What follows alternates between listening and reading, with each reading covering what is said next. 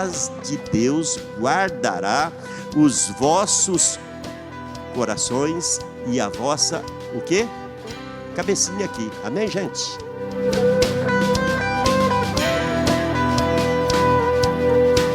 E a vossa mente em Cristo Jesus.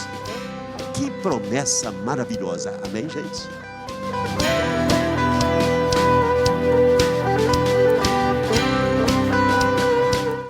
Filipenses capítulo 4. Nós vamos fazer uma leitura a partir do versículo de número 5. Filipenses 4, a partir do versículo número 5. Assim diz a palavra de Deus: seja a vossa moderação conhecida de todos os homens, perto está o Senhor. Não mandeis ansiosos de coisa alguma, em tudo, porém, sejam conhecidas diante de Deus as vossas petições, pela oração e pela súplica, com ações de graças. E a paz de Deus, que excede todo entendimento, guardará o vosso coração e a vossa mente em Cristo Jesus. Finalmente, irmãos, tudo que é verdadeiro, tudo que é respeitável, tudo que é justo, tudo que é puro, tudo que é amável, tudo que é de boa fama, se alguma virtude há e se algum louvor existe, seja isso o que ocupe o vosso pensamento. O que também aprendestes e recebestes e ouvistes e vistes em mim, isto praticai, e o Deus da paz será convosco. Amém? Vamos orar. Querido, maravilhoso e eterno Deus, nós estamos mais uma vez nos aproximando do trono da sua graça para render-te toda a nossa adoração hoje à noite e agora também pedir que o Espírito Santo traga para cada um de nós hoje à noite toda a revelação necessária da sua santa e bendita palavra. Ministra cada um de nós ao meu coração. Nessa noite eu sou muito limitado, o Senhor sabe, conhece a minha humanidade limitada, mas estou aqui nesta noite ao dispor do Espírito. Por isso, fala conosco, ensina-nos aquilo que tens para o coração e mente de cada um de nós. Em nome de Jesus, amém e amém. Podem tomar assento, meus queridos.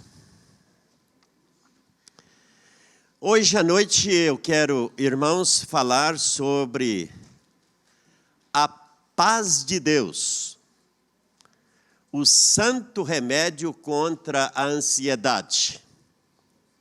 Eu gosto imenso desta afirmação de Paulo, lá no versículo 7, quando no versículo 6 ele disse, não ande ansioso, preocupado com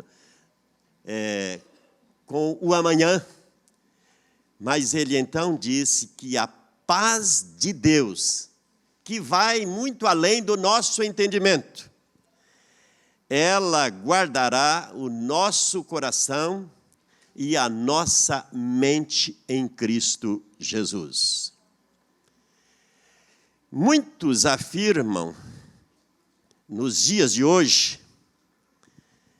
sobre este mal do século 21, que é a depressão.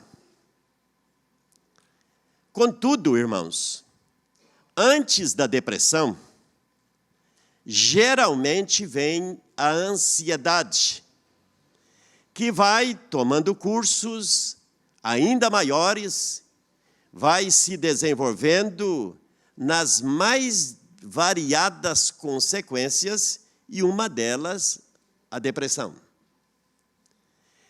Eu gosto de Augusto Cury.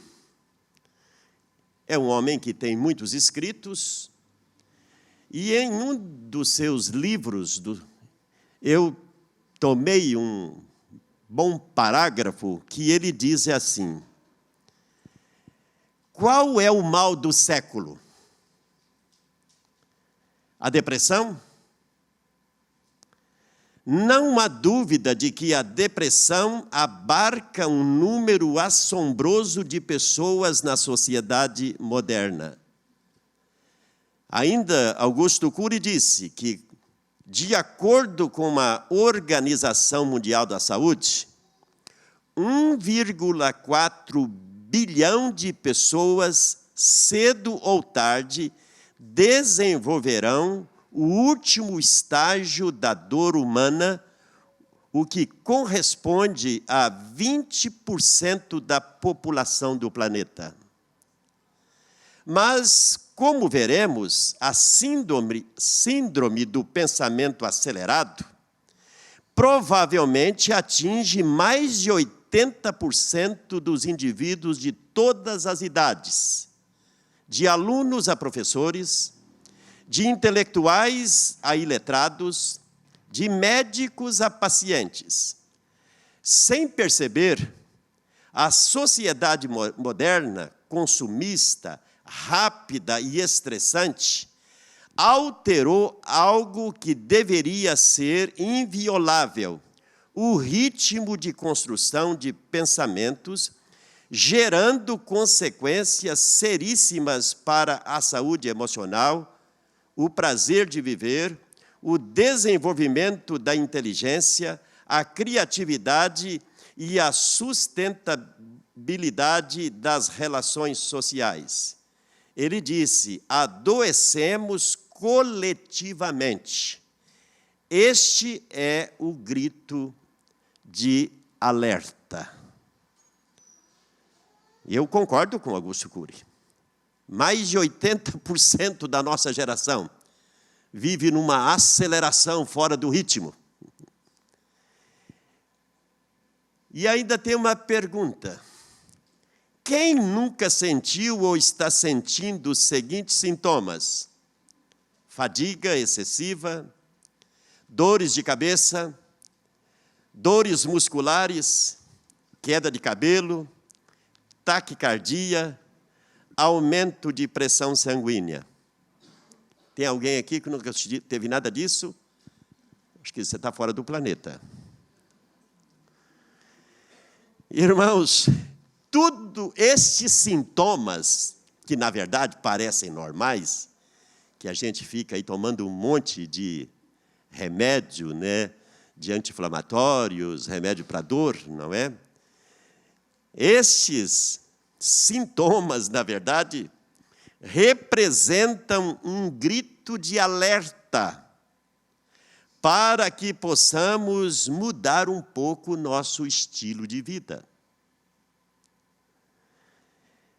Eu gosto de Paulo, é lógico, vocês com certeza estão dizendo, mas Paulo, pastor, viveu numa outra realidade, numa outra geração. Irmãos, se a gente for ler na Bíblia, a gente vê que o mundo só aumentou a população do planeta.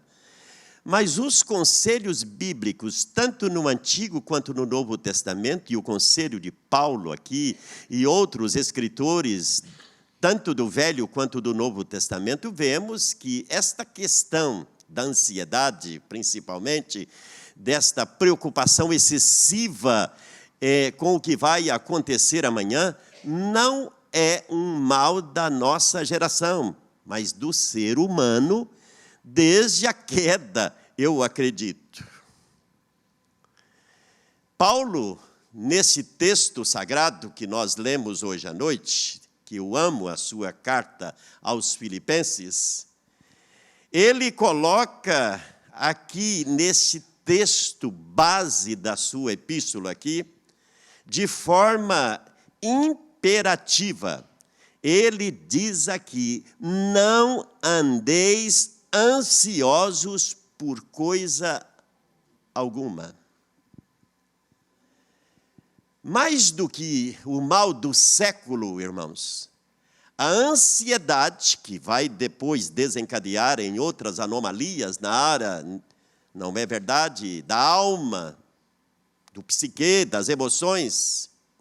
A ansiedade vem desde os primórdios da raça humana.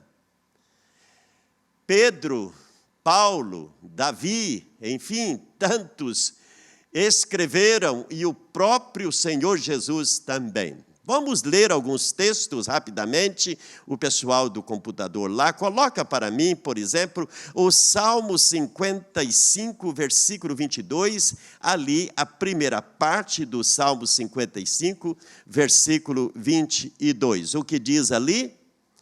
Lance os seus cuidados sobre o Senhor, e Ele vai fazer o quê?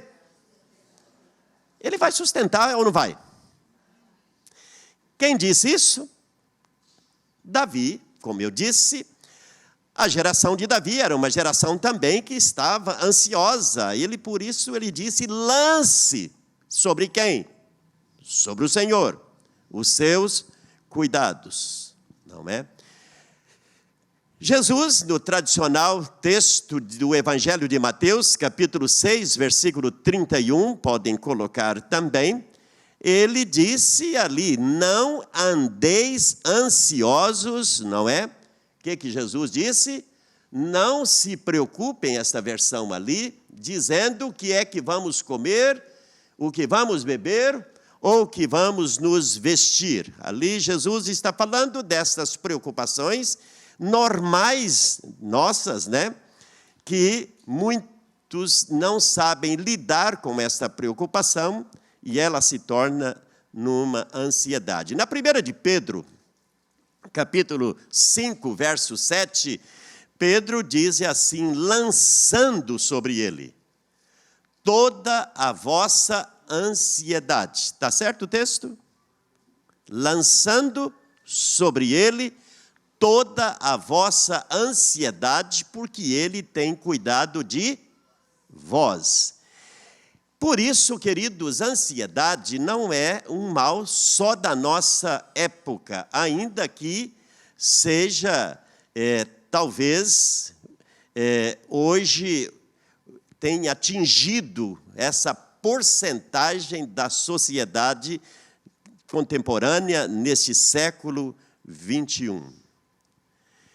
Mas como é que a Bíblia diz que nós devemos nos comportarmos, irmãos? Como é que a gente pode tratar desse mal que, como eu disse, não precisa de remédio?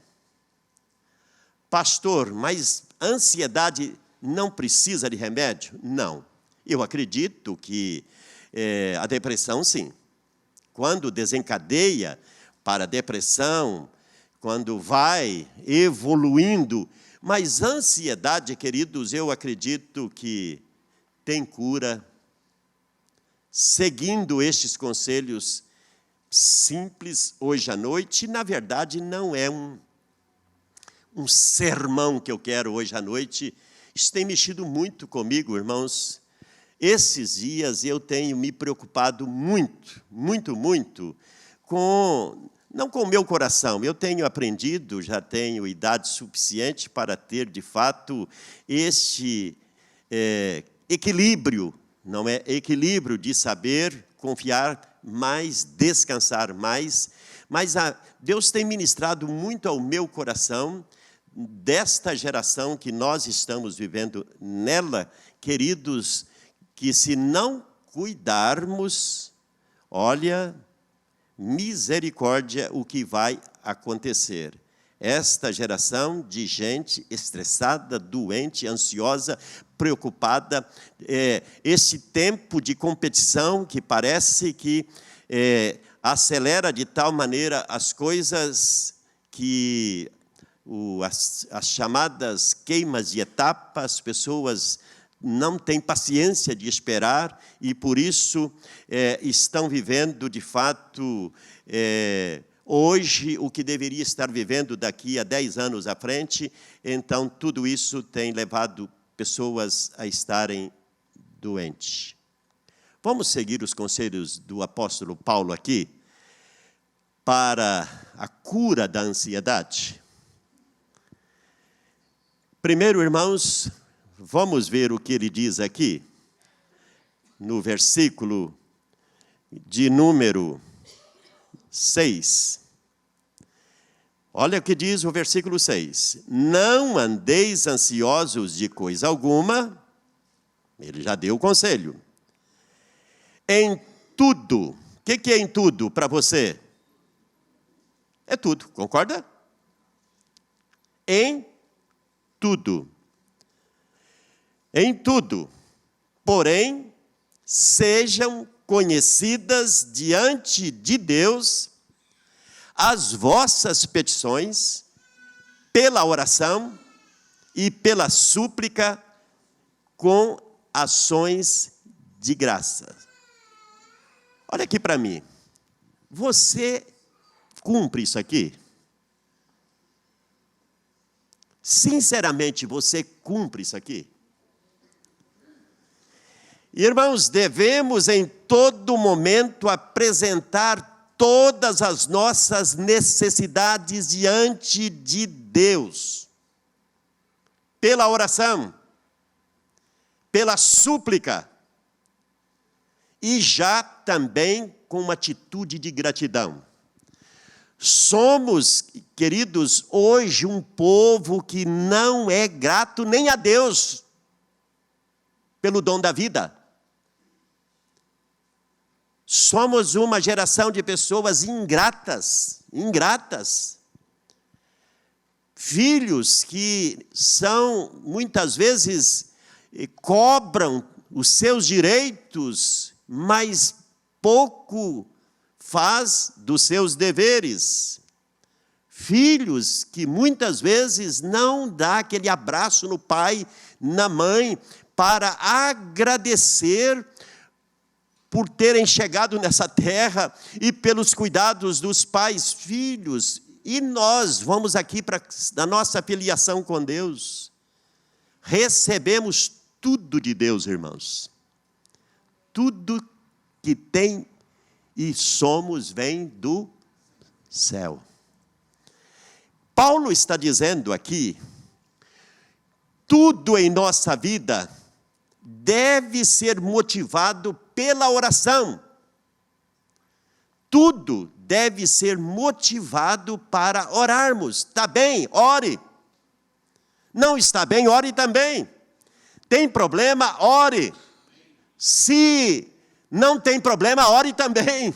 Você tem motivo para orar? Tem ou não tem?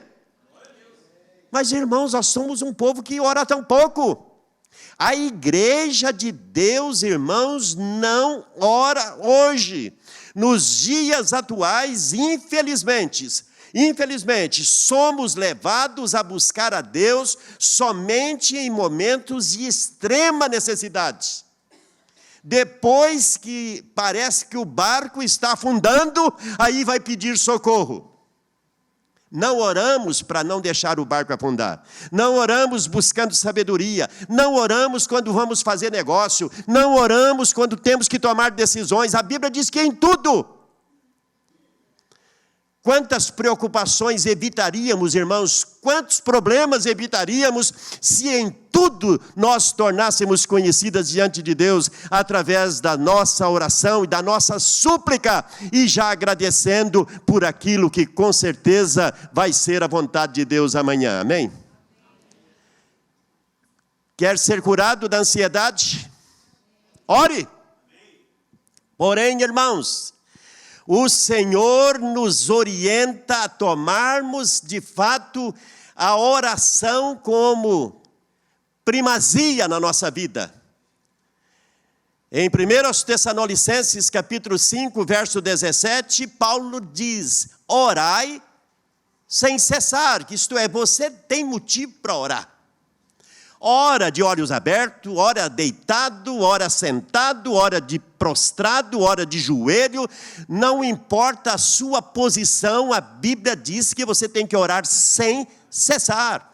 Aonde você estiver, você tem que estar como filho aqui de Deus, em conexão com os céus. Nossas orações, irmãos, devem de fato ser semelhantes às orações da igreja. Lembra daquele texto de Atos capítulo 12, versículo 5? Quando, não vou dizer o seu principal líder, porque a liderança de Pedro foi reconhecida de fato como uma das principais lideranças da igreja ali naqueles primeiros dias. Foi a ele que o Senhor Jesus prometeu que sobre aquela declaração de fé que ele de fato era o Messias, o Filho de Deus, o enviado para salvar a humanidade. Jesus disse: Pedro, em cima desta verdade eu edificarei em minha igreja e as portas do inferno não prevalecerão contra ela. No dia de Pentecostes, a chave do reino foi de fato dada a Pedro. Ele pregou, mais de 3.000 pessoas converteram, e irmãos, logo vieram então as perseguições, e agora vou dizer, um dos principais líderes da igreja está onde? Na cadeia, esperando no outro dia ser apresentado para ser julgado e morto. Qual foi a atitude da igreja? Foi uma oraçãozinha simples. O que está ali no telão em Atos 12, 5? E assim Pedro estava guardado na prisão, mas havia oração. Era uma oraçãozinha? Presta atenção nessa palavra. Oração incessante a Deus por parte da igreja a favor de Pedro. O que é oração incessante? Enquanto não acontecer algo na vida de Pedro, não paramos de orar. Sabe o que aconteceu? Uma vigília, noite inteira. Pedro já sabia, estava tudo marcado, o horário da sua sentença, do seu julgamento. No outro dia, o tribunal estava preparado para julgá-lo, e durante aquela noite foi uma vigília de oração incessante. Pedro lá, de repente vem um anjo enviado pelo Senhor, toca ao lado de Pedro. Pedro achava que estava sonhando, mas não era um sonho. Pedro é despertado, o mensageiro disse: Pedro, pode levantar, pode calçar suas sandálias, tomar a sua capa. Pedro fez tudo aquilo, ele se levantou, a porta da cela abriu, sem chaves, foi caminhando, chegou no portão principal da frente, o portão também abriu. Pedro saiu da cadeia e foi procurar a igreja que estava orando por ele na casa de Maria, mãe de João Marcos. Irmãos, oração. A oração é a chave. A intensidade, irmãos, das nossas orações não serão, todavia, a garantia de que os nossos pedidos serão atendidos. Mas preste bem atenção aqui. Porém, este exercício transfere as nossas necessidades para Deus e deixamos com Ele trabalhar por nós. Preste atenção. O que eu disse? Nem sempre você ora e a resposta vem imediatamente. Mas você pode ter paz do coração, que se você orou, você apresentou diante de Deus sua necessidade, grande ou pequena, aquilo que te incomoda, aquilo que você sabe que com as suas mãos, com os seus recursos, você não pode, você apresenta diante dele. Você transferiu. Foi isso que Jesus disse assim: Vinde, ei, você que está cansado, está sobrecarregado, cheio de lutas e dificuldades, venha a mim. Experimente colocar sobre mim o seu fardo, e eu vou trazer alívio para você.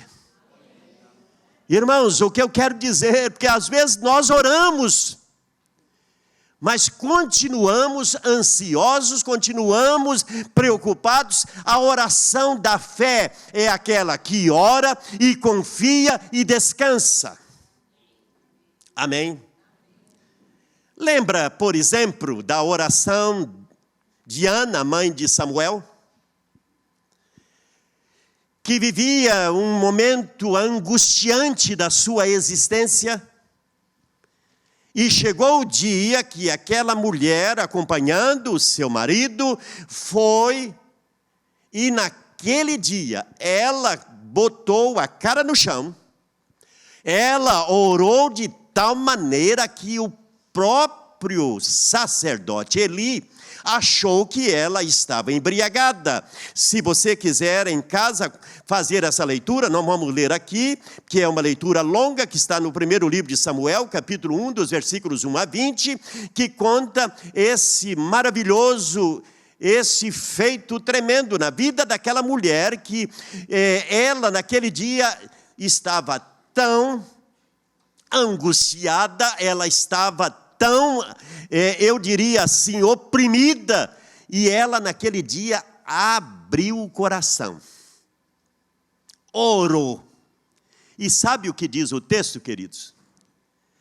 Que ela saiu dali, sem filho na barriga, mas saiu toda leve, toda a sua ansiedade, toda a sua angústia naquele dia ficou naquele altar de oração. Está entendendo o que eu estou dizendo?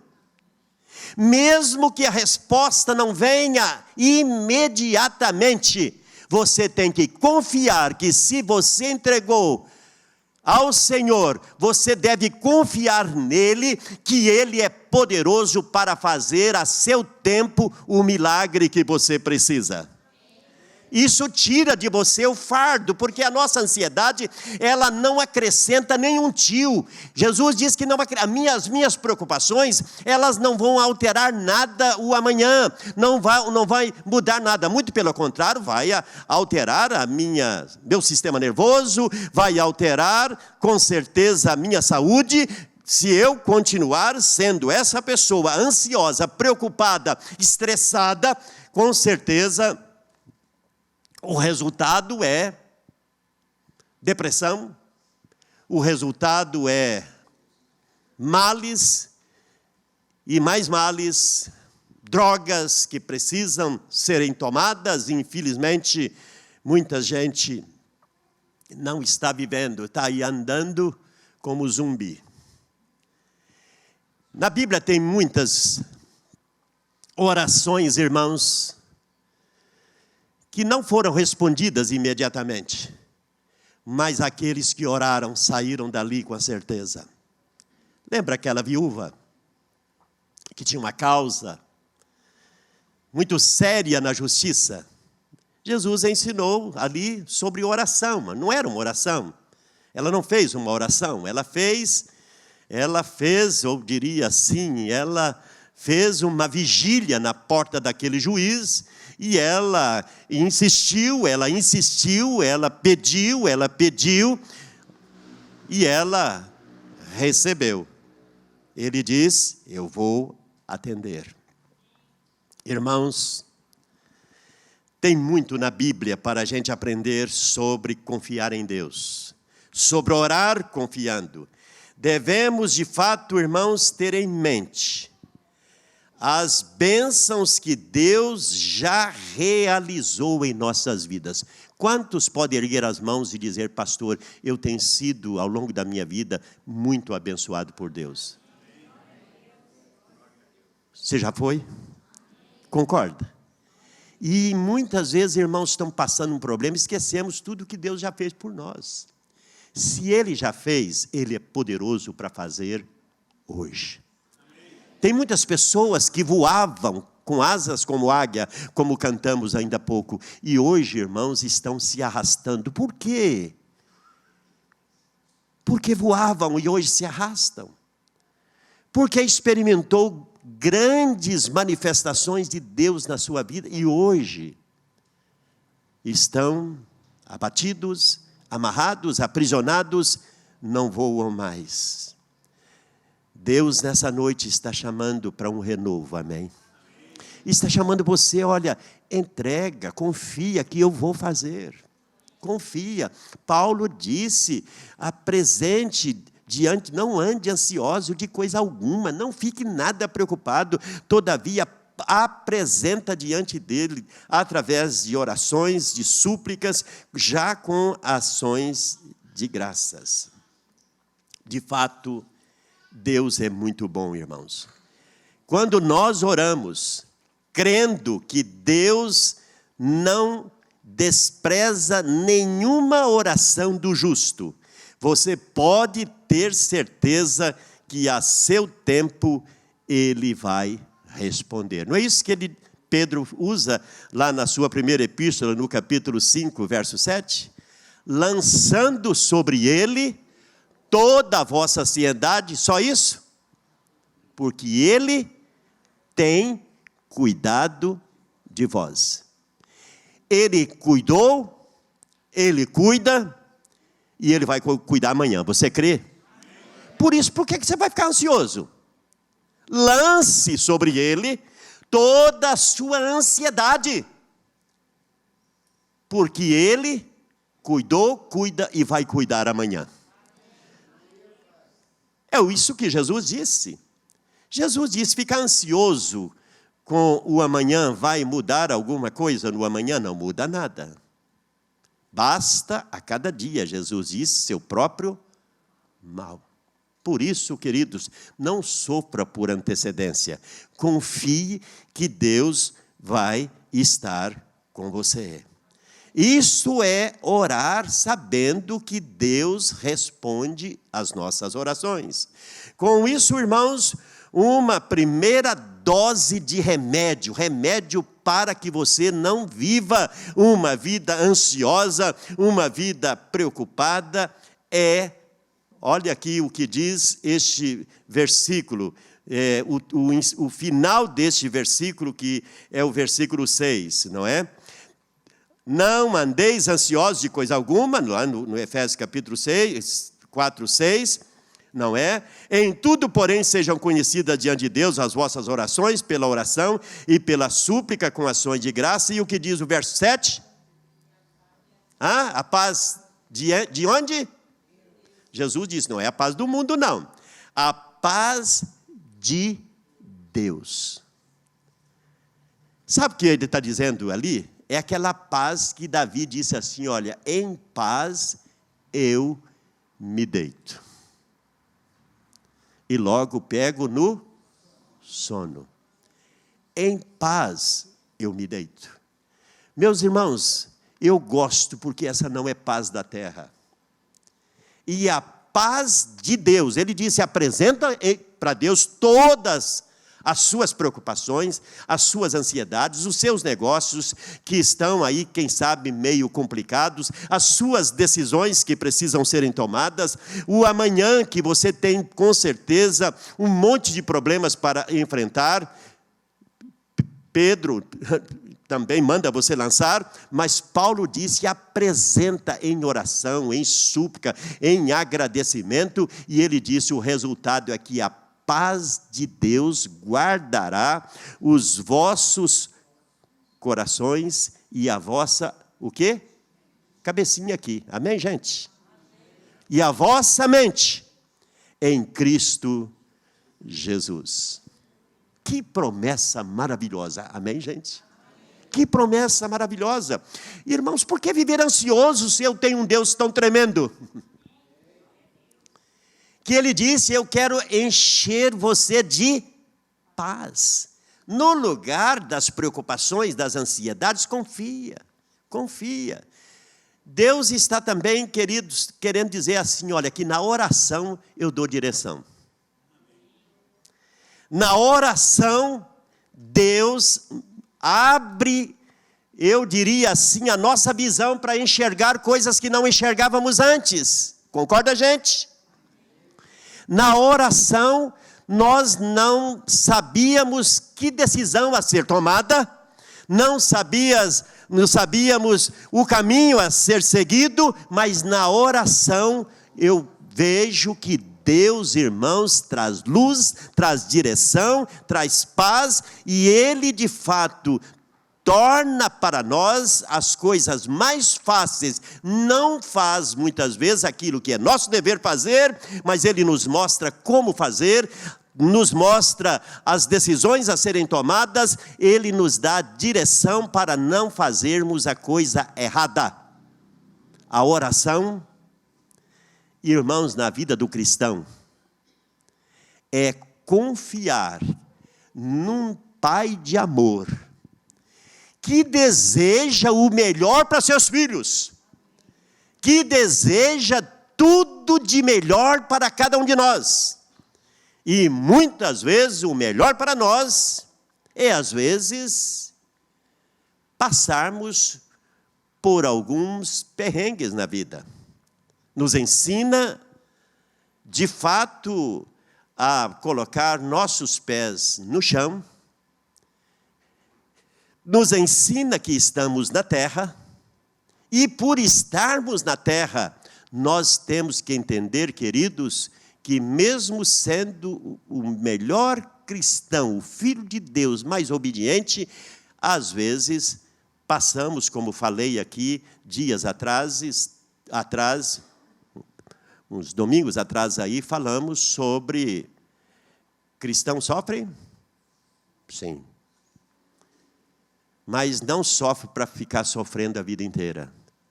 A Bíblia diz que a tristeza pode vir por um dia, mas a alegria vai voltar amanhã. Amém, queridos? Olha lá. Vamos para o versículo número 8. Diz assim: finalmente, irmãos, olha que coisa, que rico esse texto sagrado. Tudo que é verdadeiro. Hoje de manhã eu falei de mentira, não é? Para aqueles que vieram hoje de manhã, um pequeno devocional sobre a questão da mentira. Que o pai dela é o diabo, não é? E que eu pedi assim, quem nunca mentiu, levanta um dedinho. Ninguém ousou levantar um dedinho não, viu, irmãos? Não é? Mas nós falamos ali, quem que é o pai dela? A mentira. As consequências que ela traz, algumas trágicas. E nós falamos principalmente da mentira de dizer que é e não é. Não é? Mentira.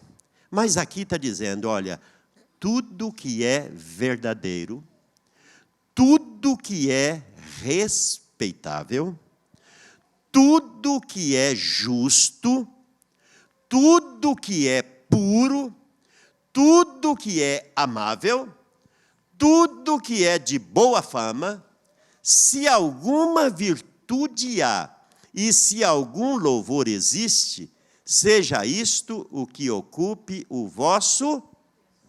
Amém, gente? Olha que coisa mais linda.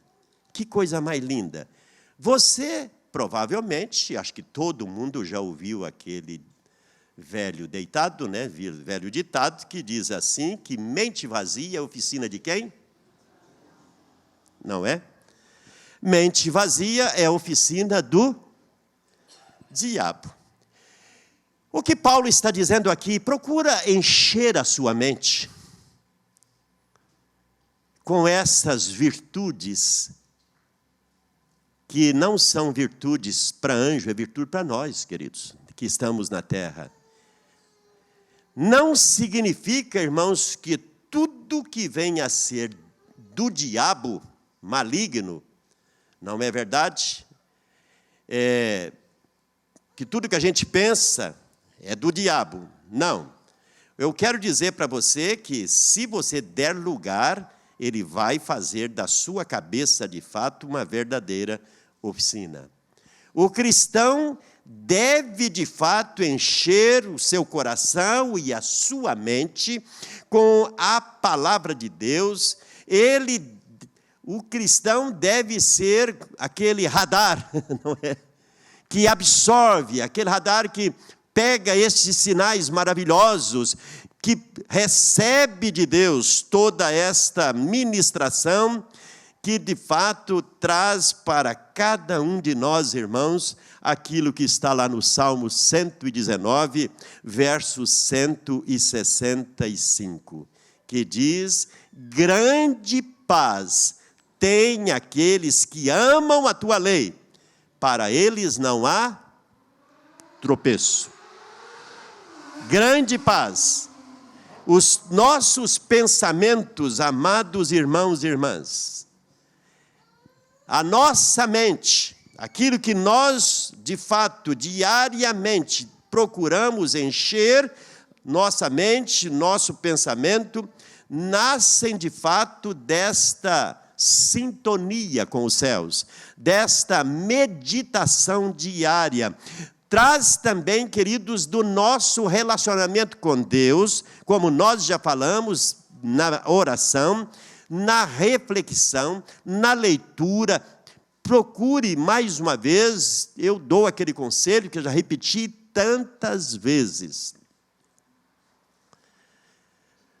Nem tudo que você lê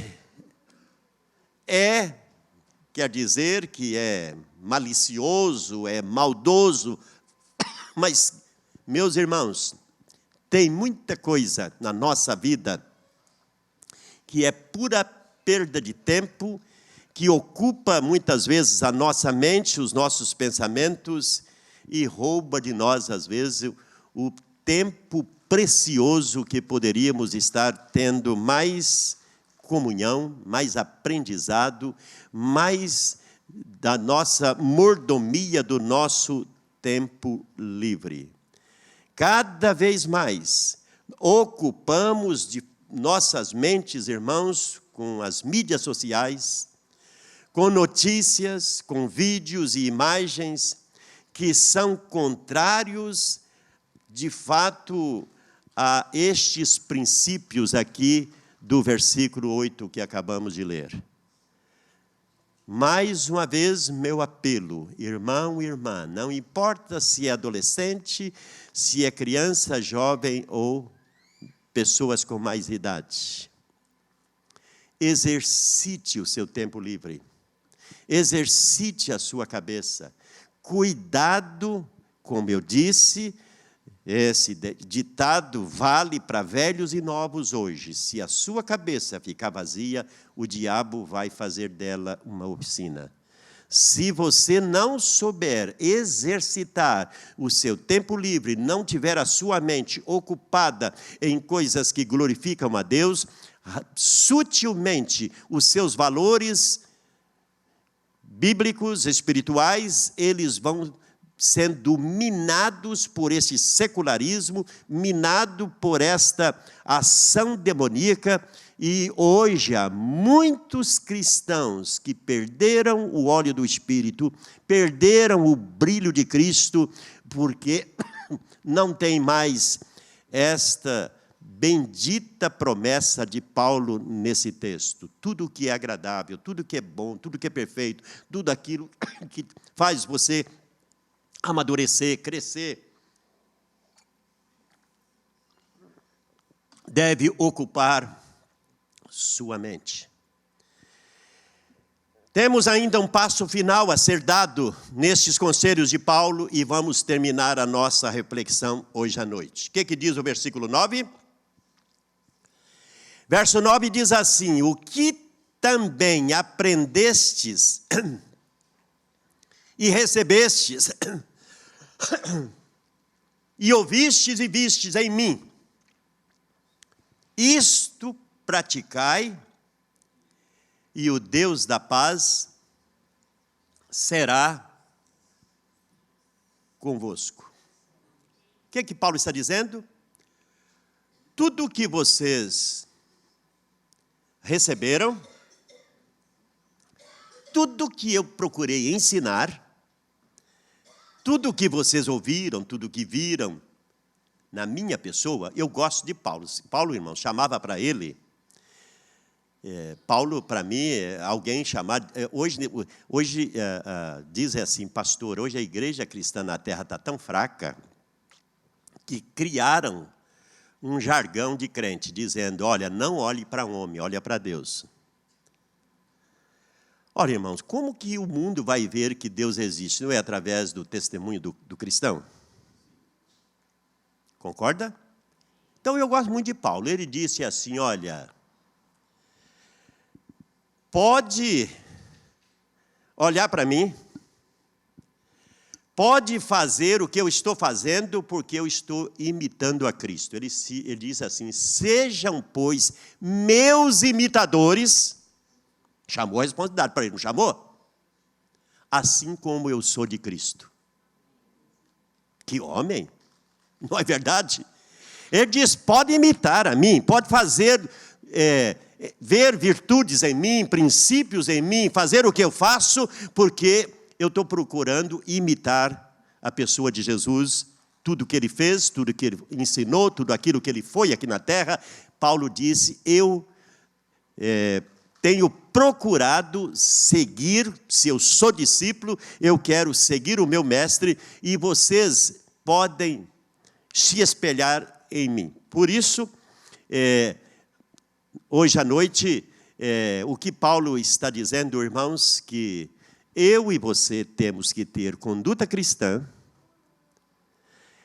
temos que ter na nossa vida virtudes de Cristo, que as pessoas olhando para nós sigam, como Paulo diz aqui, aquilo que vocês aprenderam de mim, aquilo que vocês receberam, aquilo que vocês ouviram e aquilo que vocês viram em mim. Ele disse, isto vocês devem praticar e o Deus da paz vai ser com você. Amém?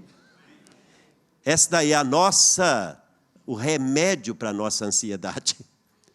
O santo remédio para a nossa ansiedade.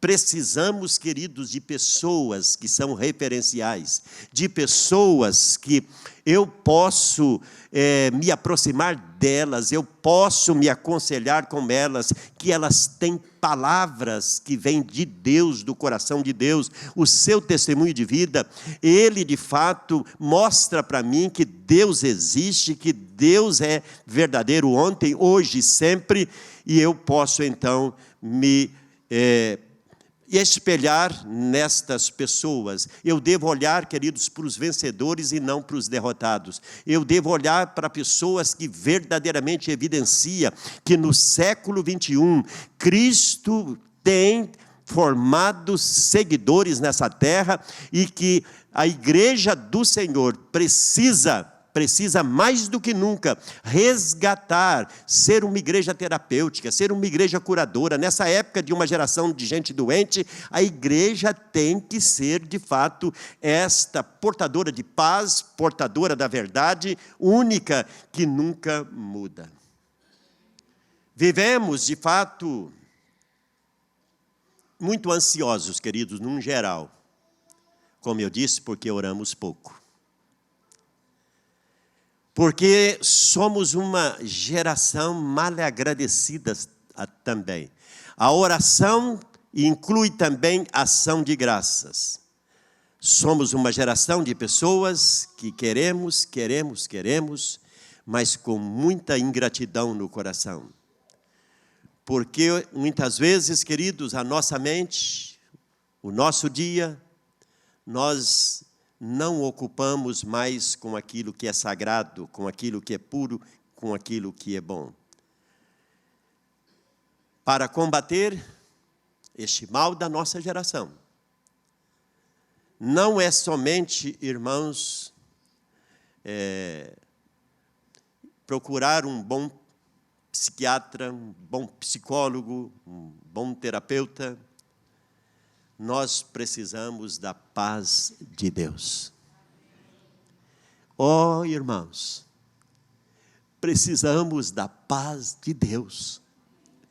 De você chegar hoje à noite, botar a sua cabecinha no travesseiro sem tomar um comprimidinho para fazer você dormir. De você botar a cabeça no travesseiro e em paz deitar.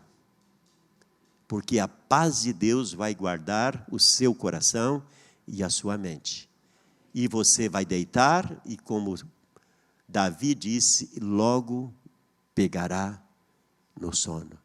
Mas a única maneira de ter paz é ter um coração inteiramente nas mãos de Deus.